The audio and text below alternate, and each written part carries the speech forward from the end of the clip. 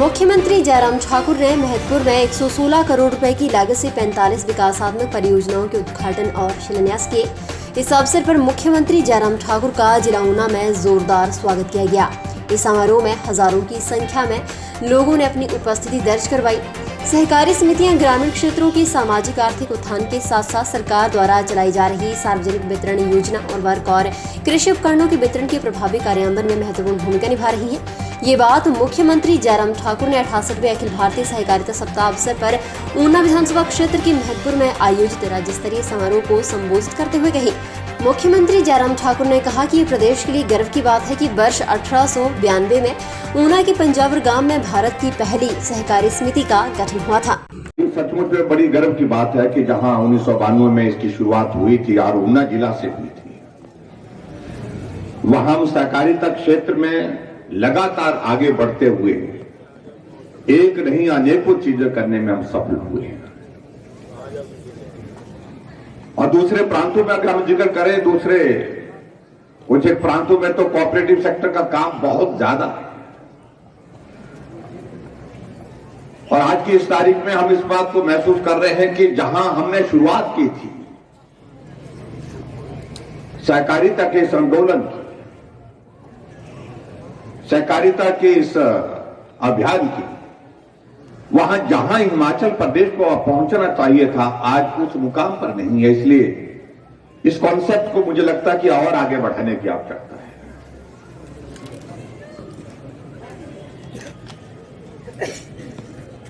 वर्तमान में प्रदेश में विभिन्न प्रकार की 4,843 सहकारी सभाएं कार्यरत हैं, जैसा मुझसे पहले यहां पर कहा गया, और जिनमें 17,03,000 सदस्यों का 490 करोड़ रुपए भागधन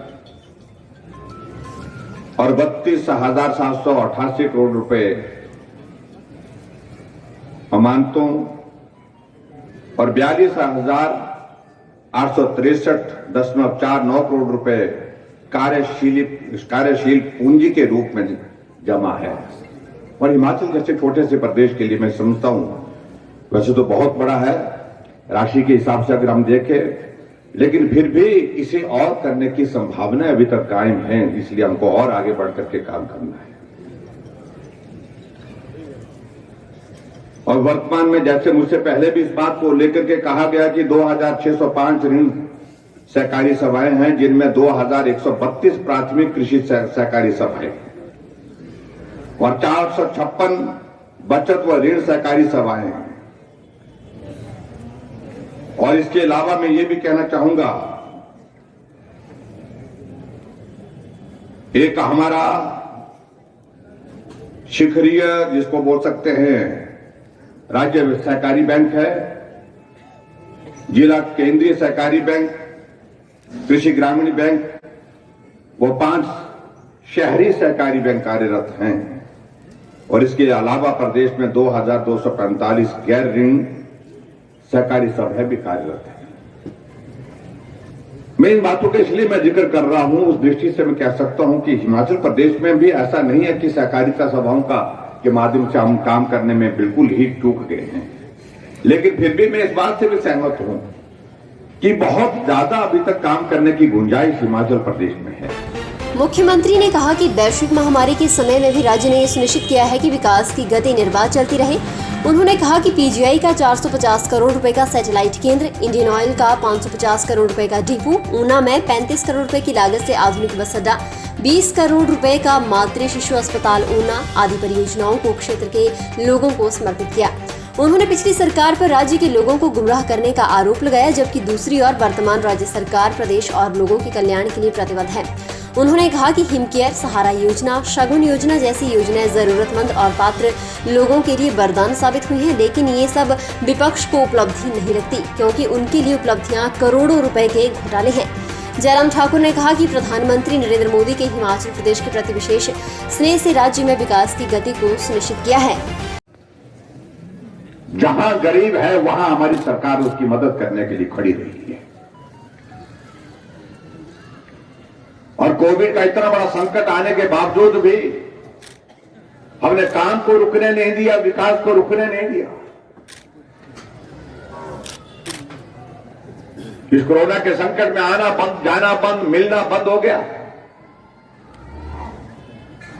लेकिन फिर भी उसके बावजूद हमने कहा कि हम लोगों के बीच में भले न पहुंचे, लेकिन हम विकास को थमने नहीं देंगे, रुकने नहीं देंगे, बाधित नहीं होने देंगे।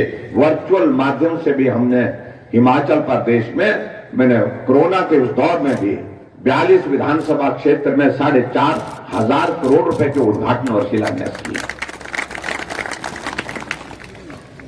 और कोई भवन बनकर के तैयार है, हमने कहा यह समर्पित होना चाहिए लोगों की सेवा में।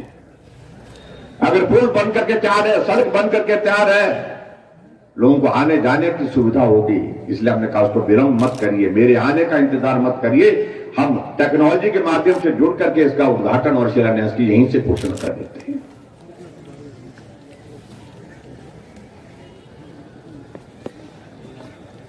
यहां भाई ऊना में भाई सतपाल जी ने कही बात, 450 करोड़ की लागत से पीजीआई सैटेलाइट का सेंटर की शुरुआत हो गई, उसके जो है वो काम की शुरुआत हो गई है।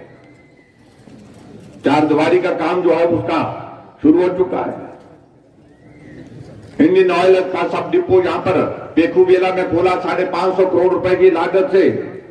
वो हमारे विपक्ष के लोगों को काम नहीं दिख रहा है, उसको वो काम नहीं गिनते। 35 करोड़ की लागत से ऊना शहर में मॉडर्न जो है वो आईएसबीटी बस स्टैंड का यहां पर उद्घाटन हुआ। हम उस अवसर पर वहां पर उपस्थित थे, उसे काम नहीं गिनते। यहां पर 20 करोड़ की लागत से एमसीएच का भवन बन करके तैयार कर लिया गया है, और लगभग उसका 60-70% काम उसका शायद निकल में उसका काम शुरू कर दिया गया है। और 22 करोड़ की लागत से ऊना का हमारा जो मिनी सचिवालय है, लगभग 70% काम उसका पूरा हो गया, उसको काम नहीं मानते।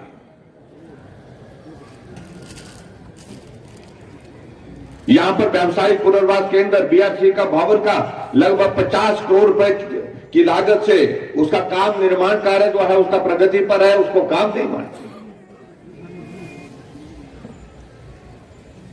यहां ट्रॉमा सेंटर लगभग 8.5 करोड़ की लागत से जिसका निर्माण किया जा रहा है, उसको वो काम नहीं मानते।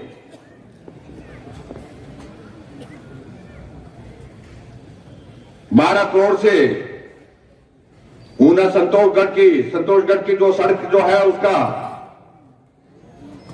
उसका काम चल रहा है, उसका अपग्रेडेशन का काम चल रहा है, उसको काम नहीं मानते।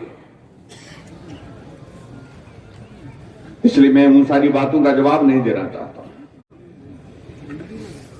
क्योंकि उनकी परिभाषा में काम किसको कहा जाता है मुझे समझ में नहीं आ रहा है। हमने हिमाचल प्रदेश में 70 साल के बुजुर्गों के लिए पेंशन का प्रावधान किया, उसको काम नहीं मानते। और हमने कहा माताएं बहनें हमारी जो है वो ज्यादा मेहनत करती है, परिश्रम करती है। हमने कहा 65 वर्ष नहीं, 70 नहीं, 65 वर्ष के ऊपर जितनी माताएं हैं उन सबको पेंशन का प्रावधान हमने घर बैठे कर दिया, उसको भी कहा। हिमाचल में आज तक सरकार के पास कोई योजना ऐसे नहीं थी जिस योजना के माध्यम से गरीब आदमी का इलाज किया जा सके। मरने के लिए चीख पुकार के बीच में उसकी जिंदगी गुजर जाती थी, लेकिन उसके बावजूद सरकार के पास कोई योजना नहीं थी जिस योजना के अंतर्गत उसका इलाज सरकारी पैसे पर किया जाए, सरकारी खर्च पर किया जा सके। हमने शुरुआत की। जहां प्रधानमंत्री नरेंद्र भाई मोदी जी ने आयुष्मान भारत की शुरुआत की पूरे देश के लिए, वहां हिमाचल प्रदेश में हमने हिम केयर की शुरुआत की। 2 लाख गरीब लोगों का इलाज हम हिमाचल प्रदेश में फ्री ऑफ कॉस्ट, बिना पैसे के जो है उनका इलाज हमने किया है। 5 लाख रुपए तक का हेल्थ कवर उसमें दिया गया। इसे काम नहीं मानते हो। हमने अभी तय किया कि हिमाचल प्रदेश में जो हमारी गरीबी रेखा से नीचे की बेटियां हैं, जो बीपीएल परिवार में है, शादी होती है, बेटी घर छोड़ करके, मां बाप का घर छोड़ करके दूसरे घर में जाती है और उस गांव, उस घर के लिए समर्पित हो जाती है। लेकिन गरीब आदमी की मदद करने की वहां कोई योजना नहीं थी। इस तरह से हमने तय किया कि गरीब बेटी की शादी, बीपीएल परिवार की बेटी की शादी, चाहे वो जिस भी जाति से है, जिस भी कैटेगरी से है, जनरल कैटेगरी से है, शेड्यूल कास्ट से है, ओबीसी से है, चाहे वो शेड्यूल ट्राइब से है। हमने कहा जिस दिन गरीब बेटी की शादी होगी 31,000 हम सरकार की ओर से उसके खाते में डालेंगे शगुन के रूप में। लेकिन इसे काम नहीं मानते। मुख्यमंत्री ने ऊना से संबंध रखने वाले पैरा ओलंपिक खिलाड़ी और टोक्यो में रजत पदक विजेता निषाद कुमार को भी 1 करोड़ रुपए का चेक भेंट कर सम्मानित किया। उन्होंने इस अवसर पर निषाद कुमार को इस अनूठी उपलब्धि के लिए बधाई भी दी। इसके अलावा मुख्यमंत्री जयराम ठाकुर ने ऊना विधानसभा क्षेत्र के महतपुर बसदेहड़ा में लगभग 116 करोड़ रुपए की 45 विकास परियोजनाओं का लोकार्पण और शिलान्यास किया। मुझे आज के इस कार्यक्रम में मुझे इस बात की प्रसन्नता है कि हमारा एक नौजवान निषाद जो है वो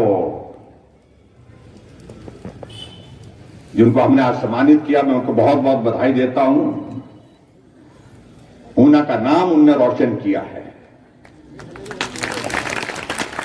आज मुझे इस बात की भी प्रसन्नता है कि आज हमको अवसर मिला उनको सम्मानित करने का भी, और 1 करोड़ रुपए जो है हमने उनको जो है वो जो राशि देने की बात थी वो हमने आज उनको जो है आज यहां पर दिया है।